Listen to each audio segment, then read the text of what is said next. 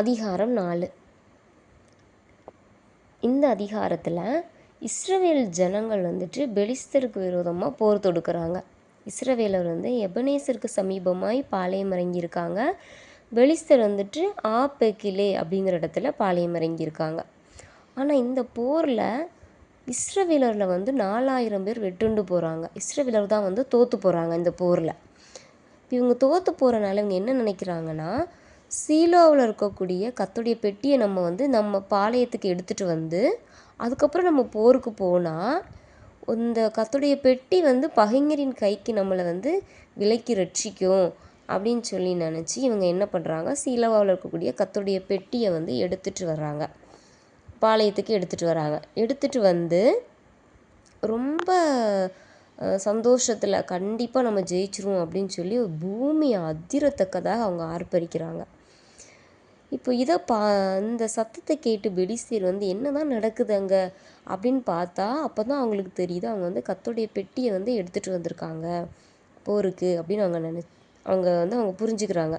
புரிஞ்சுட்டு என்ன சொல்கிறாங்கன்னா, இவங்கக்கிட்ட நம்ம போருக்கு போய் ஜெயிக்க முடியாது.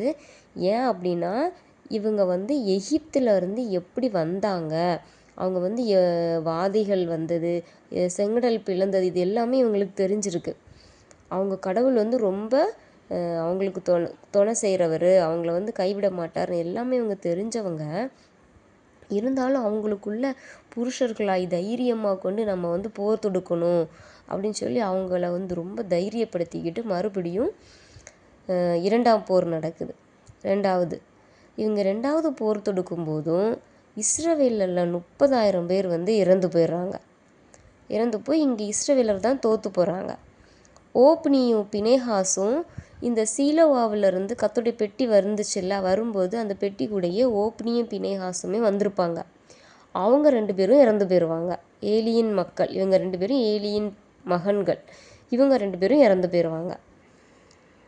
அது மட்டும் இல்லை, கர்த்தருடைய பெட்டியையுமே இந்த பெலிஸ்தர் கைப்பற்றி கொண்டு போயிட்டாங்க. இப்போ ஆக மொத்தத்தில் இஸ்ரவேலர் தோற்று போயிட்டாங்க.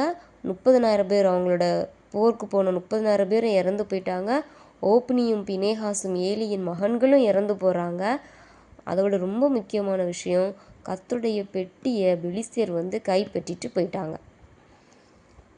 இந்த செய்தியை பென்யமீன் கோத்திரத்தில் இருக்கக்கூடிய ஒரு மனுஷன் இந்த படையிலிருந்து ஓடி அவனோட வஸ்திரத்துக்கு இடித்து தலை மேலே புழுதியை போட்டுக்கொண்டு நேர சீலோவாவில் இருக்கக்கூடிய ஏலி பக்கமாக ஓடி போகிறாரு. இங்கே ஏலி வாசல் பக்கத்தில் ஒரு ஆசனத்தை போட்டு உட்காந்து கர்த்தருடைய பெட்டி போயிருக்கே, அது திரும்ப வரும், என்ன செய்தி, நல்ல செய்தியாக வருமா அப்படின்னு சொல்லி ஆவலோடி காத்துட்ருக்கிறாரு. அந்த ஏலிக்கு அப்போ 98 வயது. கண்கள் ரொம்ப மங்கலாக இருக்குது. ரொம்ப வயது ரொம்ப அதிகமாக போகிறதுனால கண்களும் மங்கலாக இருக்குது.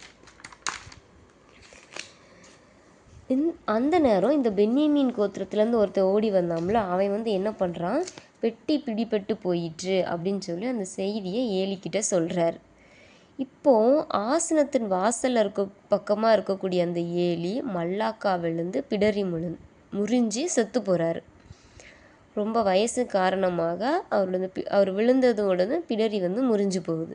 அதனால் அவர் இறந்தும் போயிட்டார். இந்த ஏலி பார்த்திங்கன்னா இஸ்ரவேலை 40 வருஷம் நியாயம் விசாரிச்சிருப்பார். அப்போது ஒரே நாளில் ஏலியின் 2 மகன்களும் இறந்து போகிறாங்க, ஏலியும் இறந்து போயாச்சு. அந்த நேரத்தில் பினேகாசின் மனைவி நிறை மாத கர்ப்பிணியாக இருக்கிறாங்க. இப்போ அவங்களுக்கு இந்த செய்தி சொல்லப்படுது. உடனே அவங்களுக்கு என்ன ஆகுது, பிரசவ வலி அவங்களுக்கு குழந்தை பிறக்குது. குழந்தை பிறக்கும்போது அந்த குழந்தைக்கு இக்கபோத் அப்படின்னு சொல்லி பேரிடுறாங்க. பேரிட்டு அவங்க என்ன சொல்கிறாங்க,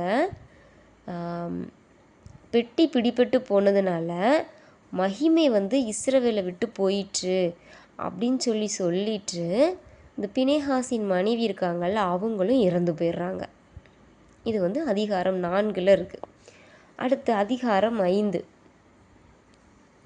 இப்போது இந்த பெலிஸ்தர் என்ன பண்ணுறாங்க, அந்த உடன்படிக்கை பெட்டியை எடுத்துகிட்டு போயிடறாங்கல்ல, இதை கொண்டு போய் அஸ்தோத் அப்படிங்கிற ஊரில் வைக்கிறாங்க. அஸ்தோத் அப்படிங்கிற ஊரில் எங்கே அப்படின்னா தாகோன் அப்படிங்கக்கூடிய சிலைக்கு பக்கத்தில் வச்சுருப்பாங்க. அடுத்த நாள் காலையில் பார்த்தா அந்த சிலை வந்து முகங்குப்புற தரையில் விழுந்து கிடக்கும். உடனே அவங்க என்ன பண்ணுறாங்க, அந்த அஸ்தோத்தில் இருக்கிறவங்கெல்லாம் அந்த சிலையை சரி பண்ணி மறுபடியும் அதிலே வைக்கிறாங்க. அடுத்த நாள் பார்த்தா தலை 2 கை அதெல்லாமே துண்டிக்கப்பட்டு உடல் மாத்திரம் தனியாக அந்த தாகோனோட சிலை வந்து கீழே கிடக்கும். இதை பார்த்ததும் அஸ்தோத்தில் இருக்கிறவங்க ரொம்ப பயர ஆரம்பிச்சிட்டாங்க. ஓ, இந்த பெட்டினால தான் இந்த சம்பவம் நடக்குது அப்படின்னு அவங்களுக்கு புரிய ஆரம்பிக்குது. அது மட்டும் இல்லை, ஆண்டருடைய கை வந்து இந்த அஸ்தோத்துக்கு மேலே எதிராக இருக்கிறனால அங்கே இருக்கிற ஜனங்கள் வந்து மூல வியாதினால் பாதிக்கப்படுறாங்க. நிறைய பேர் இறந்துமே போகிறாங்க. உடனே இவங்க என்ன நினைக்கிறாங்கன்னா, நம்ம வந்து பெட்டியை வந்து எங்கே கொண்டு போகணும், அஸ்தோத்துலேருந்து காற்றுக்கு கொண்டு போகிறாங்க. காற்றுக்கு கொண்டு போனால் காற்றுல இருக்கிறவங்களுக்கும் மூல வியாதி வந்து அவங்களையும் இறந்து போகிறாங்க. இப்போது பெட்டி காற்றுலேருந்து எக்ரோனுக்கு அனுப்புகிறாங்க. அஸ்தோத்தில் இருந்துச்சு, அஸ்தோத்துலேருந்து காற்றுக்கு வந்தது, காற்றுலேருந்து இப்போ எக்ரோனுக்கு வந்தாச்சு. எக்ரோனுக்கு வந்தப்புறம் அங்கேயே இருக்கிற ஜனங்களுக்கு வந்து மூளை வியாதி வந்து அவங்களும் வந்து இறந்து போகிறாங்க.